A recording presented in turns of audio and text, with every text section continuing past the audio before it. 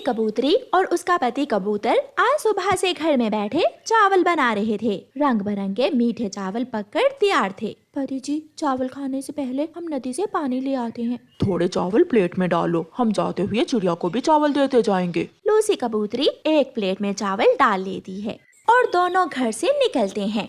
चिड़िया बहन, दरवाजा खोलो। चिड़िया दरवाजा खोलती है। कबूतर भैया, चावलों की खुशबू आ रही है। हाँ चिड़िया, मैंने और तुम्हारे भाई ने आज मीठे चावल बनाए थे, सोचा तुम्हें भी दे जाते हैं। मेरे बच्चों को तो मीठे चावल बहुत पसंद हैं।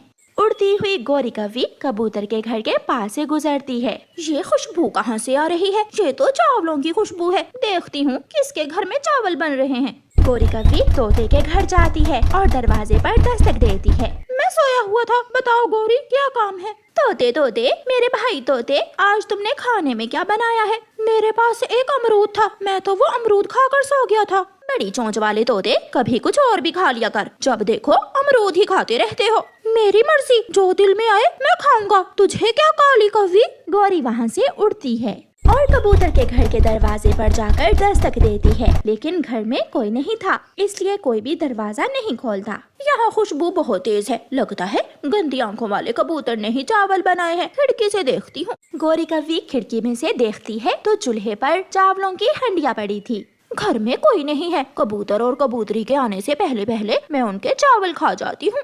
गोरी कौवी बहुत मुश्किल से खिड़की के रास्ते कबूतर के घर में घुस जाती है और जाकर चावल खाने लगती है। चावल बहुत स्वादिष्ट थे, इसलिए गोरी कौवी खुद को रोक नहीं पाती। गोरी कौवी सारे ही चावल खा लेती है। गोरी वहाँ से निकलने ही वाली थी कि दरवाजा खुलता है। कबूतर और कबूतरी घर में आ जाते हैं। गोरी कौवी भागकर अलमारी के पीछे छुप जाती है। पति जी, चावलों की हंडिया खाली है, चावल कहाँ गए? कबूतर रोने लग जाता है। कोई चोर हमारे चावल चुरा कर ले गया। कौन है? वो कौन होगा? मुझे तो उस काली कौवी पर ही शक है। वही दूसरों के घरों में झांक झांक कर देखती है। मैं छोड़ूंगा नहीं उसे, मैं उसके पंख तोड़ दूंगा। गोरी अलमारी के पीछे छुपी सब सुन रही थी और डर रही थी। कबूतर लाठी उठाता है और गुस्से में अपने घर से निकलता है। कबूतर पूरे जंगल में घूमता है, लेकिन उसे कहीं भी गोरी दिखाई नहीं देती। दिखाई देती भी कैसे? गोरी तो कबूतर के घर में ही छुपी हुई थी।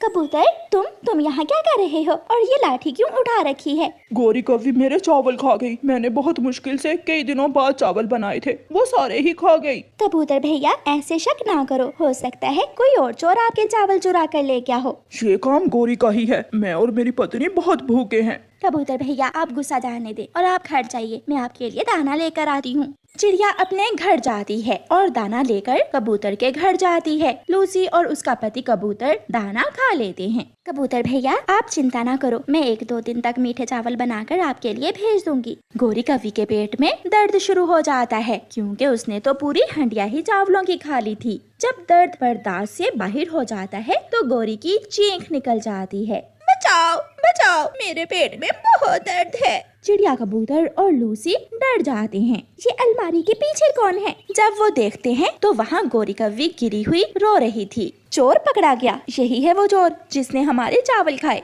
कहाँ है? मेरी लाठी कहाँ है? चिड़िया प्लीज मुझे बचा लो, मैं तो पहले से ही मरी हुई हूँ। मेरे पेट में बहुत दर्द है, मैं दर्द से मर रही हूँ, मुझे बचा लो। कबूतर भैया, अब जाने दें और जल्दी से बुलबुल डॉक्टर को बुला कर लाएं। मेरे ही चावल खाए इस काली कौवी ने और मैं ही इसका इलाज भी करवाऊं। पति जी जल्दी जाओ, वो मर जाएगी। कबूतर जाता है और बुलबुल को साथ लेकर आता है। बुलबुल, मेरे पेट में यहाँ बहुत ज्यादा दर्द है। अगर पक्षियों के चावल अकेली खाओगी तो दर्द तो होगा ही। अब मुझे इसके पंख पर टीका लगाना होगा। इतना बड़ा टीका देखकर गोरी तो रोने लग जाती है। नाना बुलबुल, मेरे टीका ना लगाना। चिड़िया, इसका पंख पकड़ो। फिर रानो चिड़िया गोरी का पंख पकड़ती है। कबूतर पूंछ पर बैठ जाता है और बुलबुल डॉक्टर एक बड़ा सा टीका भरकर गोरी के पंख पर लगाती है। हाय, मर गई। अगर पहले पता होता तो कभी कबूतर के चावल ना खाती। गोरी, तुम हर बार भूल जाती हो और ज्यादा खा लेती हो। जब चिड़िया की खिचड़ी खाई थी तभी तो तुम्हारे पेट में दर्द हुआ था, याद करो। गोरी कौवी को चावल खाने की सजा मिल जाती है। कबूतर, चिड़िया और लूसी कबूतरी खूब हंसते हैं और गोरी दुम दबाकर वहाँ से भाग जाती।